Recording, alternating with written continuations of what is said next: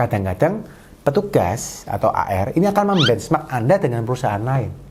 Oh, perusahaan A, perusahaan B itu HPP-nya bukan 80%.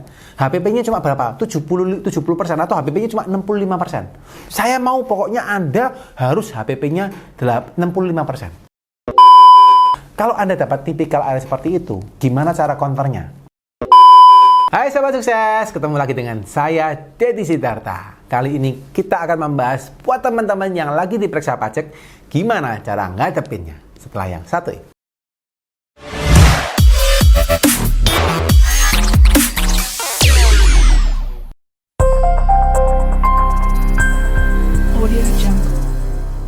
Oke, buat teman-teman ya, hari ini mungkin lagi teman-teman banyak yang dapat surat cinta kali ya. Kalau saya lihat mulai tahun kemarin sampai tahun ini mulai banyak yang komentar, Pak dapat surat cinta Pak gimana ngadepinnya gitu ya. Singkat cerita memang ini yang lagi didapatkan ya. By the way teman-teman, saya dapat satu kasus kapan hari ya, bahwa ada salah satu orang, saya nggak sebut nama ya. Tentunya karena ada oknum tertentu yang saya rasa memang kurang bertanggung jawab, di mana sempat waktu itu salah satu orang yang sempat konsultasi dengan saya, dia mendapatkan pemeriksaan ya. Terus kondisinya adalah apa? Kondisinya waktu itu dia diminta untuk membayar sejumlah tertentu ya.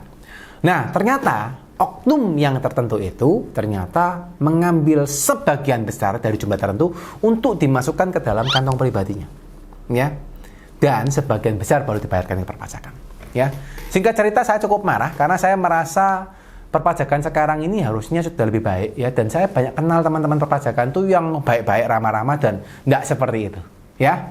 Akhirnya saya ngotot gitu ya, dan kebetulan memang terjadi di luar pulau ya, di luar Pulau Jawa tentunya gitu ya. Entah kenapa kok berani masihan ya, tapi akhirnya saya ngotot ya, dan akhirnya ya untung ya kita berhasil ya, memang karena kondisinya nggak salah gitu ya, kondisinya nggak salah.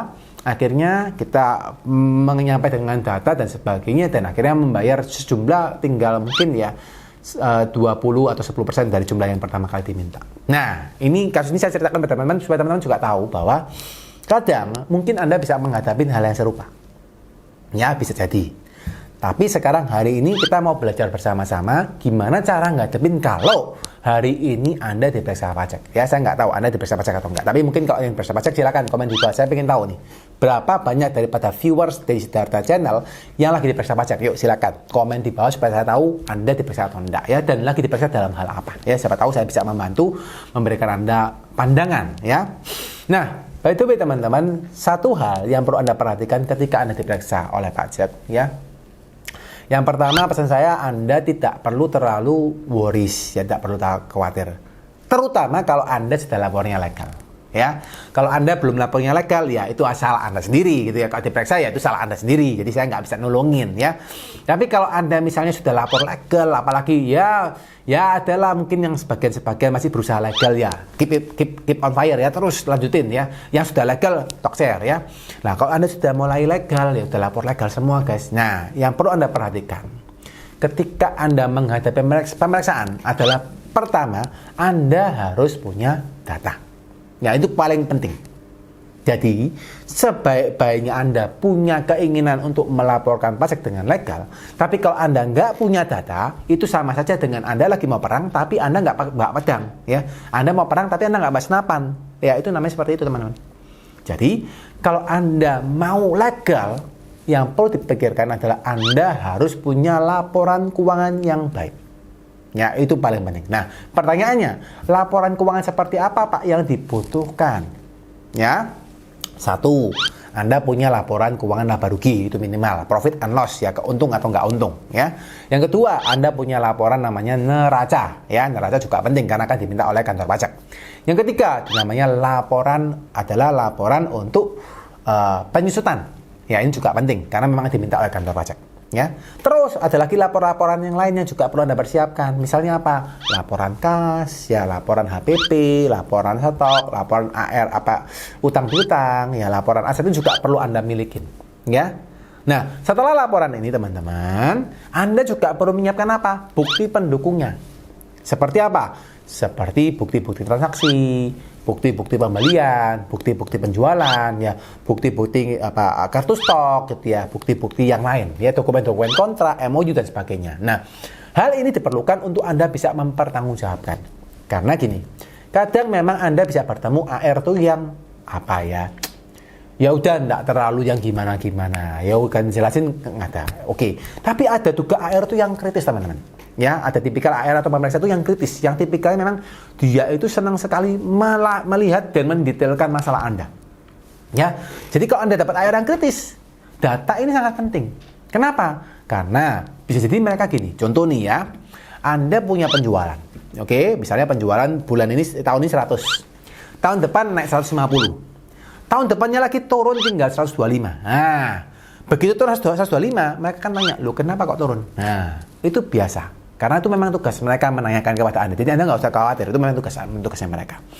Yang kedua, kadang-kadang itu terkait dengan harga pokoknya. Ya, harga pokok pembeliannya. Mereka kan nanya gini, loh harga pokok pembelianmu ini yang tahun lalu misalnya yang di tahun pertama 80%. Ya, tahun kedua misalnya 75%. Tahun ketiga misalnya 81%. Mereka kan nanyain, loh kenapa kok naik? Ya. Nah, kalau naik ini impact-nya apa? Ketika harga pokok Anda naik, otomatis laba bersih Anda akan turun. Kalau laba bersih turun, tentunya apa? Pajaknya juga turun. Ya. Nah, jadi mereka kan nanyakan, jadi wajar mereka nanyakan, loh kenapa HPP-nya kamu naik? Oke. Nah, yang parah lagi teman-teman berapa? Kadang-kadang petugas atau AR ini akan membenchmark Anda dengan perusahaan lain.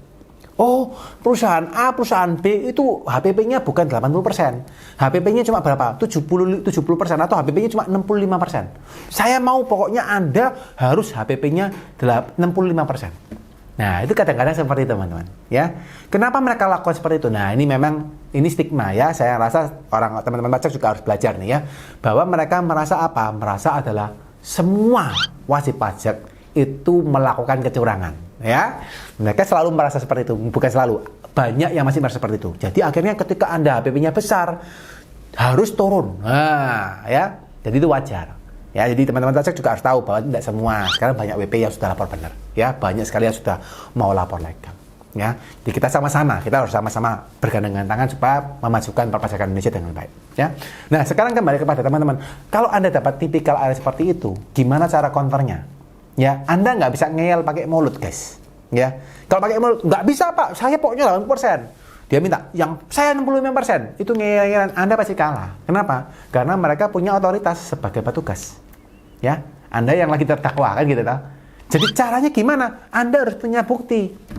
Apa buktinya? Anda punya nota penjualannya, kasih nota penjualannya. Anda punya nota penjualannya, kasih nota penjualannya. Anda punya rincian kartu stok detail, ya, ngitung. HPP-nya ini ngitung pakai metode apa Pak? Average, FIFO, LIFO. Anda kasihkan ke mereka. Ya, ketika Anda punya data yang komprehensif yang jelas, maka yang terjadi, petugas pajak ketika melihat, mereka akan, oh iya ya, ternyata memang benar.